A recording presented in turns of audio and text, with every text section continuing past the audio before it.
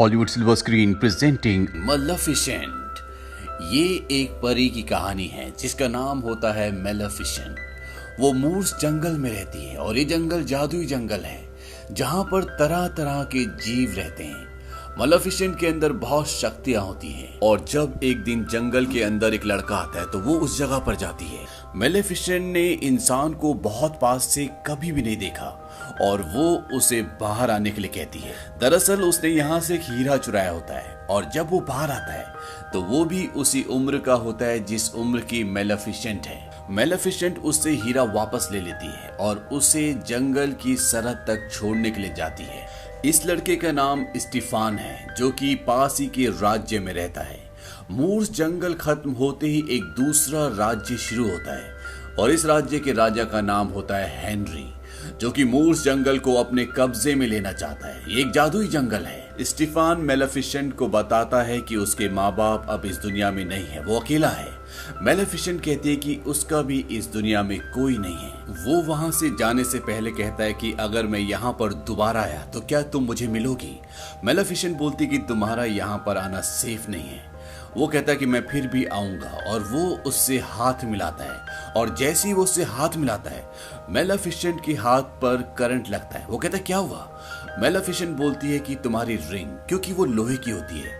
मेलेफिसेंट उसे बताती है कि आयरन यानी कि लोहा परियों को जला देता है। इसके बाद स्टीफान वहां से चला जाता है लेकिन वो कई बार वापस लौट कर आता है और धीरे धीरे इन दोनों की दोस्ती बहुत गहरी हो जाती है और सालों पुरानी दुश्मनी जो परियों और इंसानों के बीच में होती है इन दोनों के जरिए अब वो खत्म हो चुकी है। और धीरे धीरे जैसे जैसे वक्त बीतता है इनकी दोस्ती प्यार में बदल जाती है और जब मेलेफिसेंट 16 साल की होती है तो ये दोनों एक दूसरे को किस करते हैं। वक्त बीतता जाता है और मेलेफिसेंट एक बहुत ही स्ट्रॉन्ग परी बन चुकी है। मूर्स जंगल की रक्षा मेलेफिसेंट करती है। वहीं दूसरी तरफ स्टीफान का लालच राज्य की तरफ होता है। बचपन में एक बार उसने मेलेफिसेंट से कहा भी था कि एक दिन वो उस किले में रहेगा। मेलेफिसेंट कई बार स्टीफान का इंतजार करती रहती लेकिन वो बहुत वक्त के बाद आता। मेलेफिसेंट को इंसानों के लालच और उनकी ईर्ष्या के बारे में कुछ भी नहीं पता था लेकिन शायद उसे बहुत कुछ सीखना था। अब राजा हेनरी मूर्स जंगल को अपने कब्जे में लेना चाहता है, इसीलिए एक दिन वो अपनी सेना के साथ मूर्स जंगल की सरहद पर आ जाता है और तभी वहां पर मेलेफिसेंट आती है जो कि बहुत ताकतवर है। राजा को कहते कि आगे मत बढ़ना। राजा कहता है कि राजा किसी भी परी से ऑर्डर नहीं लेता। मेलेफिसेंट कहती है कि तुम मेरे राजा नहीं हो। राजा हेनरी अपने लोगों से कहता है कि मुझे इसका सर ला कर दो और इसके बाद वो मूर्स जंगल की तरफ बढ़ते हैं और तभी जंगल के अंदर से अजीब अजीब से क्रिएचर्स बाहर आते हैं और इंसानों के बीच में और इनके बीच में जंग होती है और इस जंग में मेलेफिसेंट राजा हेनरी को बुरी तरह से जख्मी कर देती है और सारे इंसान यहाँ से भाग जाते हैं। अब राजा हेनरी जख्मी है। वो अपने लोगों से कहते हैं कि जब मैं राजगद्दी पर बैठा था तो मैंने लोगों से वादा किया था कि एक दिन मूर्स जंगल हमारे कब्जे में होगा और उसके अंदर जो खजाना है उस पर हमारा अधिकार होगा, लेकिन आज हम उनसे हार गए और मैं मर रहा हूं और मैं इस कलंक के साथ मरना नहीं चाहता। जो भी उस पंखों वाली क्रिएचर को मारेगा जिसका नाम मेलेफिसेंट है, मैं उसकी शादी अपनी बेटी से करवा दूंगा और इस राज्य का राजा उसे बना दूंगा। यहाँ पर स्टीफान भी होता है और इसके बाद वो मूर्स जंगल जाता है और वहां पर वो मेलेफिसेंट से मिलता है और यहाँ पर वो कई सालों के बाद आया है लेकिन मेलेफिसेंट उसे माफ कर देती है क्योंकि वो उससे प्यार करती है। स्टीफान उसे बोलता है कि राजा हेनरी तुम्हें किसी भी कीमत पर मारना चाहता है, तुम्हें अपना ध्यान रखना होगा। मेलेफिसेंट को उसकी बातों पर यकीन है क्योंकि वो उससे प्यार करती है। ये बहुत देर तक बातें करते रहते हैं। बातें करने के दौरान स्टीफान मेलेफिसेंट को पानी देता है जिसमें नींद की दवा होती है और मेलेफिसेंट नींद की गहराइयों में सो जाती है। और अब स्टीफान चाकू उठाता है और वो उससे मेलेफिसेंट को मारना चाहता है लेकिन वो उसे मार नहीं पाता। और जब सुबह मेलेफिसेंट की आंखें खुलती है तो वो देखती है कि उसके पंख नहीं होते। दरअसल स्टीफान ने उसके पंख काट दिए होते हैं और ये देखने के बाद मेलेफिसेंट बहुत रोती है क्योंकि उसके साथ धोखा हुआ है। उसकी सबसे प्यारी चीज जो कि उसके पंख है, जो उसे आसमान की ऊंचाइयों में ले जाते हैं, अब मेलेफिसेंट के पास वो नहीं है। वहीं दूसरी तरफ स्टेफान मेलेफिसेंट के पंख राजा हेनरी के पास ले जाता है और वो कहता है कि मैंने आपका बदला ले लिया, मैंने उसे खत्म कर दिया। ये बात सुनकर राजा बहुत खुश होता है और अपने वादे के मुताबिक उसे वहां का राजा बना देता है। वही मेलेफिसेंट जो हर जगह उड़कर जाया करती थी, अब उसे हर जगह पैदल जाना पड़ता है। वो इस धोखे से पूरी तरह से टूट चुकी होती है। एक बार मेलेफिसेंट देखती है कि एक आदमी एक कौवे को मारने ही वाला होता है कि तभी मेलेफिसेंट उसे इंसान बना देती है। वो आदमी वहां से भाग जाता है और इसके बाद वो कौवा जो कि अब इंसान बन चुका है, वो मेलेफिसेंट को थैंक्स कहता है और कहता है कि मैं जिंदगी भर तुम्हारी सेवा करूंगा। इसका नाम डेवल होता है। मेलेफिसेंट को जब ये पता चलता है कि स्टेफान ने ऐसा इसलिए किया था कि वो राजा बन सके, उसे बहुत गुस्सा आता है और वो पूरे मूर्स जंगल को एक डार्क किंगडम में बदल देती है। धीरे धीरे वक्त बीतता है और स्टेफान जो कि अब राजा बन चुका है, उसके घर में एक बेटी पैदा होती है और वो एक बहुत बड़ा जश्न रखता है और उस दिन वहां पर मेलेफिसेंट भी पहुंच जाती है। वो कहती है कि ये सुंदर होगी, इसे हर कोई प्यार करेगा, लेकिन जब ये 16 साल की होगी तो सूर्य अस्त होने से पहले चरखे की सुई इसकी उंगली में चुभेगी और ये गहरी नींद में सो जाएगी और उसके बाद ये कभी नहीं उठेगी, यानी कि ये मर जाएगी। स्टेफान उसके सामने गिड़गिड़ाता है, उसे भीख मांगता है। वो कहता है कि मेलेफिसेंट ऐसा मत करो। मेलेफिसेंट कहती है कि ठीक है, अगर इसके 16वें जन्मदिन के दिन किसी सच्चे प्यार करने वाले ने इसे किस किया तो इसकी जान बच जाएगी, नहीं तो ये उस दिन मर जाएगी। और इसके बाद मेलेफिसेंट वहां से चली जाती है। राजा स्टेफान इस बात से बहुत डर जाता है और वो 3 नन्ही परियों को अपनी बेटी को देता है जिसका नाम ऑरोरा है और वो कहता है कि इसे यहाँ से कहीं दूर ले जाओ और जब ये 16 साल एक दिन की हो जाए तो इसे वापस ले आना ताकि मेलेफिसेंट का जो श्राप है वो टल जाए। साथ ही स्टेफान यहाँ पर अपने आदमियों को मेलेफिसेंट को मारने के लिए भेजता है, लेकिन वो जंगल की चारों तरफ एक दीवार खड़ी कर देती है जो पेड़ों की होती है और ये ऐसी दीवार होती है जिसके अंदर कोई भी इंसान नहीं जा सकता। स्टेफान के लोग उन्हें जलाने की भी कोशिश करते हैं, लेकिन उनकी सारी कोशिशें नाकाम हो जाती है। स्टेफान इस बात से बहुत गुस्सा हो जाता है, वो डरा हुआ होता है, लेकिन वो कुछ भी नहीं कर सकता। वहीं दूसरी तरफ मेलेफिसेंट को यह पता है कि स्टेफान की बेटी ऑरोरा कहां पर है और वो वहां पर जाती है। वो उसे डराने की कोशिश करती है, लेकिन वो अभी बहुत छोटी है। वो उसे देखकर हंसती है। मेलेफिसेंट और उसका जो कौवा होता है जो इंसान भी बन सकता है, वो दोनों ऑरोरा पर नजर रखते हैं। एक बार ऑरोरा एक तितली के पीछे भाग रही होती है और वो पहाड़ से गिरने वाली होती है, क्योंकि जो यहाँ पर 3 परी हैं उनका ध्यान उस पर नहीं है और ऑरोरा पहाड़ से गिर जाती है। लेकिन मेलेफिसेंट वहां पर अपनी शक्ति से पेड़ के जरिए उसे बचा लेती है। कहीं ना कहीं मेलेफिसेंट के अंदर इस बच्ची के लिए अब एक सॉफ्ट कॉर्नर आ चुका है, क्योंकि मेलेफिसेंट दिल से बुरी नहीं है, वक्त ने, हालात ने उसे ऐसा बना दिया है।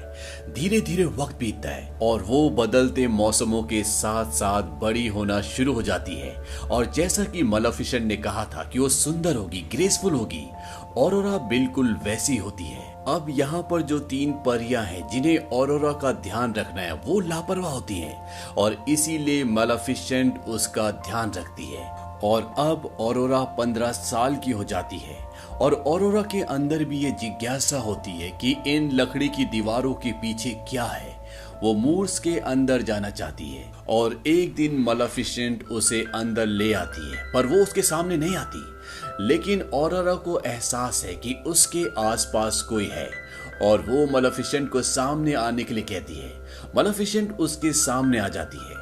ऑरोरा उसे कहती है कि मुझे पता है आप मेरी गॉड मदर हैं, बचपन से आप मेरे आसपास थी, मेरी परछाई की तरह। मैंने हमेशा आपको महसूस किया है और उस कौवे को जो हमेशा मेलेफिसेंट के साथ रहता है, वो कहती है कि मैं तुम्हें भी पहचानती हूँ। वहीं दूसरी तरफ राजा स्टेफान अब पूरी तरह से डिप्रेशन में जा चुका है, उसे कुछ भी नहीं समझ आता। वो अपने आप को कमरे में कैद कर लेता है। यहाँ तक कि उसकी पत्नी की तबीयत बहुत ज्यादा खराब होती है, लेकिन उसे उसकी भी कोई परवाह नहीं है। वो कहता है जिस दिन मलेफिसेंट का श्राप खत्म हो जाएगा, फेल हो जाएगा, उस दिन वो मेरे सामने आएगी मेरे लिए, और मैं उस दिन के लिए तैयार हूँ। वहीं दूसरी तरफ मलेफिसेंट और ऑरोरा अब एक दूसरे के काफी करीब है। इन दोनों के दिल में एक दूसरे के लिए प्यार है, और मलेफिसेंट ये बिल्कुल भी नहीं चाहती कि ऑरोरा मर जाए। उसने उसे श्राप दिया है और 16वां जन्मदिन जल्द ही आने वाला है। मलेफिसेंट उस श्राप को वापस लेने की कोशिश करती है। वो अपनी सारी शक्तियों का इस्तेमाल करती है, लेकिन वो चाहकर भी ऐसा नहीं कर पाती। वो नाकामयाब हो जाती है, क्योंकि उसने श्राप देने के बाद ये कहा था कि इस धरती की कोई भी शक्ति इस श्राप को नहीं टाल सकती। ये उसके खुद के शब्द थे, इसीलिए वो चाहकर भी खुद इस श्राप को नहीं टाल सकती। और इस बात का मलेफिसेंट को बहुत दुख होता है, क्योंकि वो ऑरोरा से प्यार करती है। एक दिन ऑरोरा मलेफिसेंट से पूछती है कि सब परियों के पंख है, लेकिन आपके नहीं है। वो कहती है कि मेरे भी पंख थे, बहुत बड़े। जब मैं चलती थी तो वो जमीन से लगते थे, मैं उन पर विश्वास कर सकती थी। आसमान की गहराइयों में मैं उन्हीं पंखों से उड़कर जाती थी, और उन्होंने मुझे कभी नहीं गिराया, लेकिन वो पंख किसी ने चुरा लिए। ये कहते कहते मलेफिसेंट बहुत इमोशनल हो जाती है। ऑरोरा उसे कहती है कि जब मैं और बड़ी हो जाऊंगी तो मैं आपके साथ यहीं पर रहने के लिए आ जाऊंगी। मलेफिसेंट कहती है कि तुम अब भी आ सकती हो। ऑरोरा कहती है कि कल मेरा बर्थडे, और मैं अपनी आंटी से पूछकर हमेशा के लिए आपके साथ रहने के लिए आ जाऊंगी। कल ऑरोरा 16 साल की हो जाएगी, और वो श्राप जो मलेफिसेंट ने उसको दिया है वो कल पूरा हो जाएगा। और इस बात का मलेफिसेंट को बहुत दुख होता है, क्योंकि वो ऑरोरा से प्यार करती है। यही जंगल में ऑरोरा को एक लड़का मिलता है जिसका नाम फिलिप है। दरअसल वो अपना रास्ता भटक गया होता है। वो राजा स्टीफान के महल में जा रहा होता है, और वो ऑरोरा से रास्ता पूछता है। ये दोनों एक दूसरे की तरफ अट्रैक्ट हो जाते हैं। दूर से मलेफिसेंट और उसका कौवा जिसका नाम डीवियल है, वो दोनों देख रहे होते हैं। डीवियल कहता है कि हमें हमारा आंसर मिल गया। जैसा कि तुमने कहा था कि अगर कोई ट्रू लव किस ऑरोरा को करेगा तो श्राप टल जाएगा। मलेफिसेंट कहती है कि मैंने ये बात इसीलिए कही थी क्योंकि ऐसी कोई भी चीज नहीं होती। इसके बाद ऑरोरा अपने घर जाती है, जहां पर वो तीनों नन्ही परियां जो बचपन से लेके अब तक ऑरोरा का ध्यान रखती हैं। दरअसल अब ये नन्ही नहीं होती बल्कि बड़ी होती है, क्योंकि ये उस आकार में ऑरोरा का ध्यान नहीं रख सकती थी। ये तीनों के तीनों ऑरोरा को उसके जन्मदिन के बाद राजा के पास वापस ले जाने के बारे में बात कर रहे होते हैं, और तभी वहां पर ऑरोरा आ जाती है। ऑरोरा कहती है कि अब मैं यहाँ से जाने के लिए तैयार हूँ। दरअसल वो मलेफिसेंट के पास जाना चाहती है। ये बात सुनकर वो हैरान हो जाती है। ऑरोरा को ये बात नहीं पता होता कि उसके माता पिता आज भी जिंदा हैं। उन्होंने इसे ये बताया होता है कि उसके माता पिता मर चुके हैं, और तभी एक परी के मुंह से निकल जाता है कि हम तुम्हें तुम्हारे पिता के पास वापस ले जाएंगे। इस बात को सुनकर ऑरोरा हैरान हो जाती है, और इसके बाद इन तीनों को ऑरोरा को सारा सच बताना पड़ता है। और ऑरोरा समझ जाती है कि ये जिस इविल फेरी की बात कर रहे हैं जिसका नाम मलेफिसेंट है, वो और कोई नहीं बल्कि वो है जिसे वो अपनी गॉड मदर समझती है। वो मलेफिसेंट के पास जाती है, और मलेफिसेंट एक्सेप्ट करती है कि हाँ ये सब कुछ हुआ था। ऑरोरा वहां से भागकर चली जाती है, और वो सीधा अपने पिता के पास महल में जाती है। वो अपने पिता को देखकर बहुत खुश होती है। उसके पिता इस बात से नाराज होते क्योंकि उन्होंने उन तीन परियों को कहा था कि ऑरोरा को उसके जन्मदिन के एक दिन बाद लेकर आना, लेकिन ऑरोरा जन्मदिन से एक दिन पहले आ जाती है। स्टीफान अपने लोगों से कहता है कि ऑरोरा को कमरे में बंद कर दो, और ध्यान रहे कि वहां पर कोई भी नहीं जाना चाहिए। लेकिन स्टीफान चाहे जो कर ले वो श्राप को नहीं टाल सकता।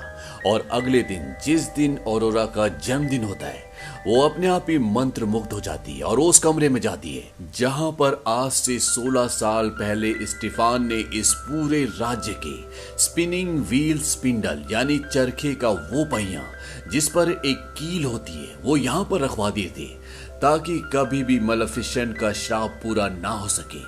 लेकिन श्राप के असर से ऑरोरा खुद वहां पहुंच जाती है, और वो एक कील के ऊपर अपनी उंगली रखती है और उसे दबा देती है, और उसको दबाते ही वो गहरी नींद में चली जाती है। और अब शराब के मुताबिक वो इस नींद से कभी भी जाग नहीं सकती।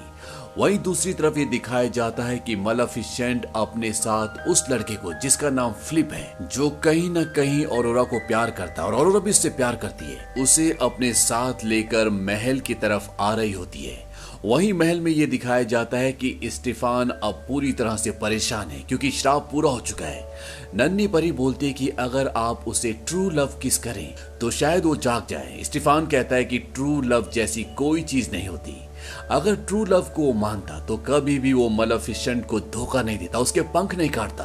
दरअसल आज जो कुछ भी हो रहा होता है इसके पीछे खुद स्टीफान जिम्मेदार होता है। उसी की वजह से मेलेफिसेंट, जो कि एक अच्छे दिल की परी थी, उसके दिल में बदले की भावना आ गई और उसने ऑरोरा को श्राप दे दिया। अब मेलेफिसेंट फिलिप को लेकर उस कमरे में आती है जहां पर ऑरोरा है और वो फिलिप को उसे किस करने के लिए कहती है। फिलिप उसे किस करता है लेकिन ऑरोरा नींद से नहीं जागती। मेलेफिसेंट को इसका बहुत दुख होता है।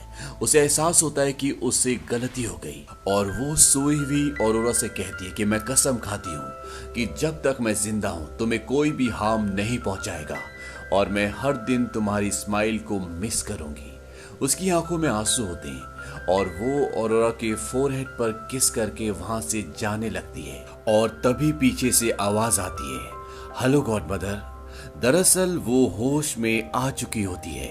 ट्रू लव जिस पर किसी को भी विश्वास नहीं होता वो ऑरोरा के बीच में और मेलेफिसेंट के बीच में होता है। और अब ऑरोरा भी मूर्स जंगल में, जो कि एक जादुई जंगल है, वहां पर मेलेफिसेंट के साथ हमेशा के लिए रहने के लिए जाना चाहती है। लेकिन इससे पहले कि ये यहाँ से निकल पाते, यहाँ पर स्टीफान के लोग आ जाते और वो ऑरोरा को जाल में फंसा लेते।